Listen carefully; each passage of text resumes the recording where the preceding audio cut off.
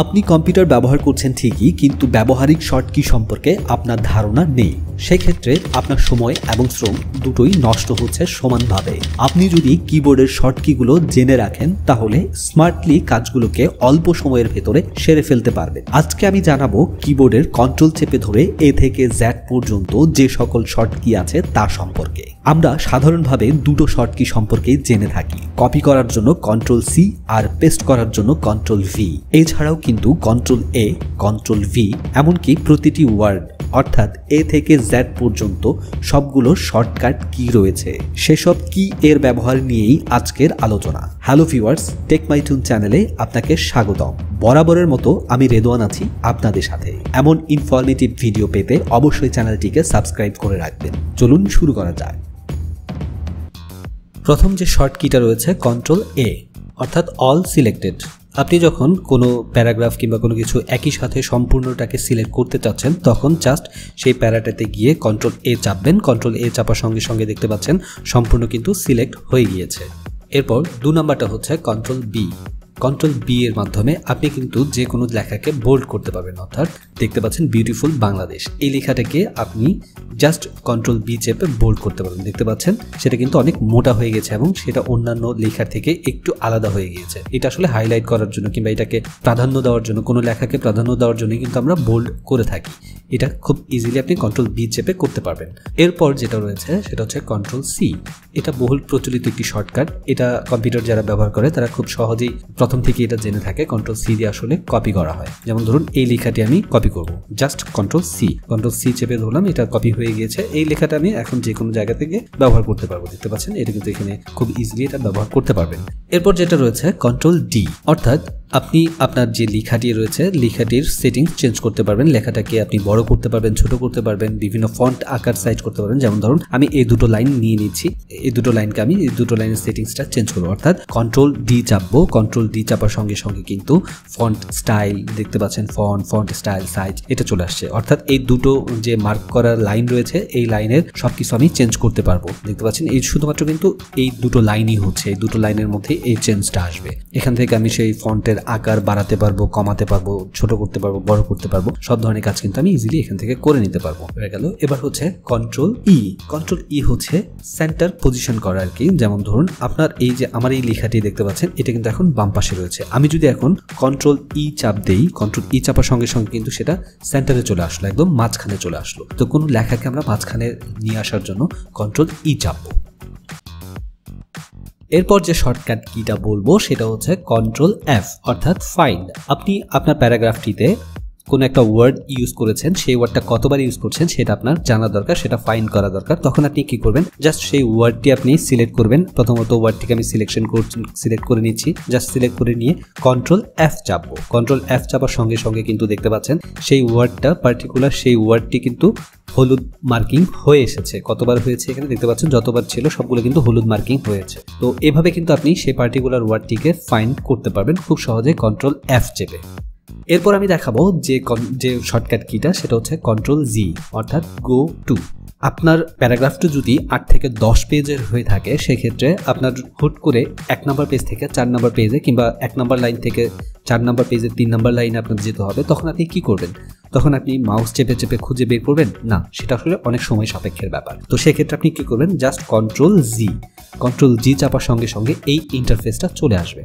এখান থেকে আপনি দেখুন ডান পাশে যে বাম পাশে যে অপশনটা রয়েছে সেখান থেকে পেজে যেতে পারবেন, যে কোনো একটা পেজ পার্টিকুলার, যে কোনো একটা সেকশনে যেতে পারবেন, যে কোনো একটা লাইনে, সেটা 6 নম্বর পেজে 3 নম্বর লাইন হতে পারে, 4 নম্বর লাইন হতে পারে। তো খুব ইজিলি কিন্তু আপনি এখান থেকে সেটা সিলেক্ট করে দিয়ে চলে যেতে পারবেন। তো আমি আপনাদের সিম্পল হিসেবে দেখাচ্ছি, জাস্ট আমার এখানে দুটো পেজ ওপেন করা, জাস্ট আমি 2 নম্বর পেজে চলে যাচ্ছি, জাস্ট গো টু দিয়ে ক্লিক করলাম, দেখুন এখানে কিন্তু আমি 2 নম্বর পেজে চলে এসেছি। তো এভাবে কিন্তু আপনি খুব সহজে সময় বাঁচিয়ে স্মার্টলি সেই কাজগুলোকে সেরে ফেলতে পারবেন। এরপর আমি যে শর্টকাট কিটা দেখাবো সেটা হচ্ছে কন্ট্রোল এইচ, অর্থাৎ ওয়ার্ড রিপ্লেস। আপনি যে কোনো ওয়ার্ডকে রিপ্লেস করে নিতে পারবেন। যেমন ধরুন আপনি একটা প্যারাগ্রাফ লিখেছেন, সেই প্যারাগ্রাফে ইজ যে শব্দটা যে জায়গায় ব্যবহার করছেন সেটাকে ইজ হবে না, সেটা ইট হবে, কিংবা ইটের জায়গায় ইজ হবে, এই টাইপের কোনো কিছু যদি হয়ে থাকে সেক্ষেত্রে জাস্ট আপনি সেই ওয়ার্ডটাকে সিলেক্ট করবেন। জাস্ট এই ওয়ার্ডটাকে আমি সিলেক্ট করে নিচ্ছি, সিলেক্ট করে কন্ট্রোল এইচ চাপবেন। কন্ট্রোল এইচ চাপার সঙ্গে সঙ্গে কিন্তু এই ইন্টারফেসটা চলে আসবে। এখান থেকে দেখুন ইজ, তো এখানে রিপ্লেস উইথ আপনি কিসের সাথে রিপ্লেস করতে যাচ্ছেন, যে যে জায়গায় ইজ আছে সেখানে কি হবে, সেখানে যেমন ধরুন ইট হবে, সেখানে ইট হবে, জাস্ট ইটটা লিখে দিবেন, লিখে দিয়ে রিপ্লেস অলে ক্লিক করবেন। রিপ্লেস অলে ক্লিক করার সঙ্গে সঙ্গে যে যে জায়গাগুলোতে ইজ রয়েছে সেই জায়গাগুলো অটোমেটিকলি ইট হয়ে যাবে। তো এটা কিন্তু আপনার সময় বাঁচাবে, প্রচুর পরিমাণে সময় আপনার ব্যয় করতে হতো, খুঁজে খুঁজে বের করতে হতো কোথায় ইট হয়েছে, কোথায় ইজ আছে সেটা আপনার খুঁজতে হতো। তো সেই খোঁজাখুঁজির ঝামেলা কিন্তু আপনার করতে হবে না, জাস্ট একটা ক্লিকে সবগুলো ঠিক হয়ে যাবে। এরপর আমি আপনাদের দেখাবো যে শর্টকিটা, সেটা হচ্ছে CTRL-I। CTRL-I দিয়ে আপনি ইটালিক ফরম্যাটে আপনার যে পেজটা রয়েছে, ধরুন আমার এই প্যারাগ্রাফটা, সম্পূর্ণ প্যারাগ্রাফটাকে আমি ইটালিক ফরম্যাট নিয়ে আসতে চাচ্ছি। জাস্ট এটাকে আমি সিলেক্ট করব, সিলেক্ট করে CTRL-I দিব। CTRL-I দেওয়ার সঙ্গে সঙ্গে দেখুন ইটালিক ফরম্যাট হয়ে গেছে, একটু বাঁকা হয়ে গেছে, দেখতে সেটা সুন্দর দেখাচ্ছে। তো আপনি কিন্তু এইভাবে খুব ইজিলি ইটালিক ফরম্যাট করে নিতে পারেন। আমি আবার পূর্বের ফরম্যাটে ফিরে যাচ্ছি। এরপর যে শর্ট কিটা দেখাবো সেটা হচ্ছে CTRL-J অর্থাৎ জাস্টিফাই। CTRL-J জাস্টিফাই আসলে কিভাবে করবেন, জাস্ট আপনি দেখুন আমার এই প্যারাগ্রাফটাতে আমি সিলেক্ট করে নিচ্ছি, তাহলে বুঝতে সুবিধা হবে আপনাদের। এই যে দেখুন শেষের লাইনগুলোর কিন্তু আঁকা বাঁকা রয়েছে, কোনোটাই কিন্তু সমান না। তো এটাকে আমি কিভাবে সমান করব, জাস্ট CTRL-J দেওয়ার সঙ্গে সঙ্গে দেখুন এটা কিন্তু একদম একটা লাইনে হয়ে গেছে, একদম সোজা হয়ে গেছে, দেখতে পাচ্ছেন। খুব ইজিলি কিন্তু একটা ক্লিকের মাধ্যমে সম্পূর্ণ সবগুলো লাইনগুলোকে আমি সোজা করে ফেললাম, দেখতে পাচ্ছেন। জাস্ট আমি আগের পর্যায়ে নিয়ে আসছি। এরপর যে শর্টকাট কিটা দেখাবো সেটা হচ্ছে CTRL-K অর্থাৎ আপনি হাইপারলিঙ্ক করতে পারবেন যে কোনো ওয়ার্ডকে। সেটা কিভাবে করবেন, জাস্ট যেমন ধরুন আপনাদের হাইপারলিঙ্কটাকে বোঝানোর জন্য আমি জাস্ট দেখাচ্ছি। দেখতে পাচ্ছেন এই সাইটটাতে আমরা যখন যে কোনো ওয়েবসাইটে যাই, ওয়েবসাইটে গিয়ে দেখতে পারি সব লেখাগুলো সাদা কালো থাকলেও কিছু কিছু লেখা কিন্তু নীল রঙের হয়ে থাকে, এবং সেটাতে গিয়ে যখন আমরা মাউস ক্লিক করি তখন একটা লিঙ্ক এক্সট্রা সেটা শো করে। অর্থাৎ এটাতে যদি আমি ক্লিক করি এখন একটা লিঙ্কে চলে যাব আমি, এবং সেটা চলে যাবে, দেখুন এই দেখতে পাচ্ছেন লিঙ্ক ক্লিক করার সঙ্গে সঙ্গে কিন্তু আরেকটি ওয়েবসাইট আমাকে নিয়ে যাচ্ছে। জাস্ট এটাকে বলে হাইপারলিঙ্ক। এটা কিভাবে করবে সেটা আমি আপনাদের দেখাবো শর্ট কি এর মাধ্যমে। যেমন ধরুন এই যে আমার যে প্যারাগ্রাফটা রয়েছে সেই প্যারাগ্রাফে যে বাংলাদেশ লেখাটা রয়েছে সেটাকে আমি প্রথমত সিলেক্ট করলাম, সিলেক্ট করে CTRL-K দিব। CTRL-K দেওয়ার সঙ্গে সঙ্গে একটা ইন্টারফেস আসবে। এই ইন্টারফেসটাতে একদম নিচের দিকে দেখুন অ্যাড্রেস লেখা রয়েছে। এখানে আপনি আপনার পার্সোনাল কিংবা আপনার ইউটিউবের লিঙ্ক দিতে পারেন, পার্সোনাল ফেসবুক অ্যাকাউন্টে লিঙ্ক দিতে পারেন। অর্থাৎ ওই ওয়ার্ডটাতে ক্লিক করলে আপনি যেখানে তাকে নিয়ে যেতে চান, অর্থাৎ আপনার পার্সোনাল ব্লগে নিয়ে যেতে পারবেন, পার্সোনাল ইউটিউব চ্যানেল নিয়ে যেতে পারবেন, কিংবা কোনো একটা নিউজ পার্টিকুলার সেটা সম্পর্কিত সেটাতে আপনি নিয়ে যেতে পারবেন। জাস্ট একটা লিঙ্ক সেখানে পেস্ট করে দিলেন, পেস্ট করে দিয়ে ওকে দিবেন। ওকে দেওয়ার সঙ্গে সঙ্গে কিন্তু সেটাতে ক্লিক করলে একটা নতুন লিঙ্কে সেটা চলে যাবে। জাস্ট আমি দেখাচ্ছি আপনাদের, জাস্ট এই লিঙ্কটা আমি কপি করছি। এই লিঙ্কটা কপি করে আমি জাস্ট হাইপার লিঙ্ক ক্রিয়েট করে দিচ্ছি। জাস্ট এই বাংলাদেশ এটা এই লেখাটাকে আমি প্রথমত সিলেক্ট করলাম, সিলেক্ট করে CTRL-K দিলাম। কে দেওয়ার পর যে অপশনটা আসছে এখান থেকে এই যে অ্যাড্রেস বারে আমি জাস্ট CTRL-V দিয়ে এটা পেস্ট করে দিলাম। এইটা জাস্ট ওকে দিলাম। ওকে দেওয়ার পর দেখুন এটা কিন্তু নীল কালার হয়ে গিয়েছে, দেখতে পাচ্ছেন। জাস্ট এটাতে যখন আমি মাউস নিয়ে যাচ্ছি এই যে এখানে একটা লিঙ্ক কিন্তু এখানে শো করছে। জাস্ট এটাতে যখন আমি ক্লিক করব, এটাতে ক্লিক করে এই লিঙ্কটাতে চলে যাবে অটোমেটিকলি। তো এভাবে কিন্তু খুব ইজিলি আপনি এটা হাইপার লিঙ্ক করে দিতে পারেন। জাস্ট সেটাকে রিমুভ করার জন্য অ্যাজ ইউজুয়াল যেভাবে করেছেন ঠিক সেভাবে রিমুভ করা যায়। অর্থাৎ CTRL-K তারপরে যাবেন, গিয়ে ওখানে রিমুভ CTRL-K দিলাম। কে দেওয়ার পরে এখানে দেখবেন রিমুভের অপশন থাকবে, সেটাতে জাস্ট ক্লিক করলে রিমুভ হয়ে যাবে। এরপর যে শর্টকিটা দেখাবো সেটা হচ্ছে CTRL-L।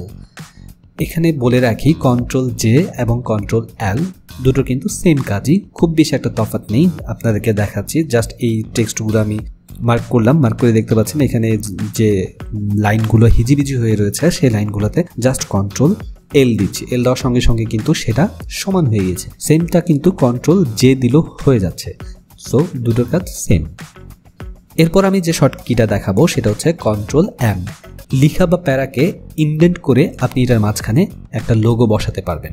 দেখুন এই জাস্ট আমি এই প্যারাটাকে সিলেক্ট করে নিচ্ছি, জাস্ট এই কয়েকটা লাইন আমি সিলেক্ট করছি। সিলেক্ট করে এটার মাঝখানে কিংবা বাম দিকে আমি একটা লোগো বসাবো কিংবা একটা ছবি বসাবো। কিভাবে, জাস্ট এখন CTRL-M দিচ্ছি। CTRL-M দেওয়ার পর কিন্তু এখানে কিছুটা জায়গা ফাঁকা হয়ে গেছে। এভাবে কিন্তু CTRL-M আমি যতবার চাপবো ততবারই কিন্তু জায়গাটা ফাঁকা হয়ে যাবে এদিকে, আর লেখাগুলো কিন্তু একদিকে চেপে যাচ্ছে, দেখতে পাচ্ছেন CTRL-M। এভাবে কিন্তু আপনি খুব ইজিলি এটাকে ইনডেন্ট করতে পারবেন। ইনডেন্ট করে এখানে একটা ছবি কিংবা লোগো বসাতে পারবেন। আমি আবার পূর্বের অবস্থায় ফিরে যাচ্ছি।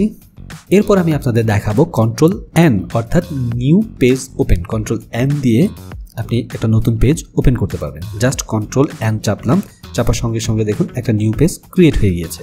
খুব সহজে কিন্তু আপনি কন্ট্রোল এম চেপে ধরে একটা নিউ পেজ ক্রিয়েট করতে পারবেন।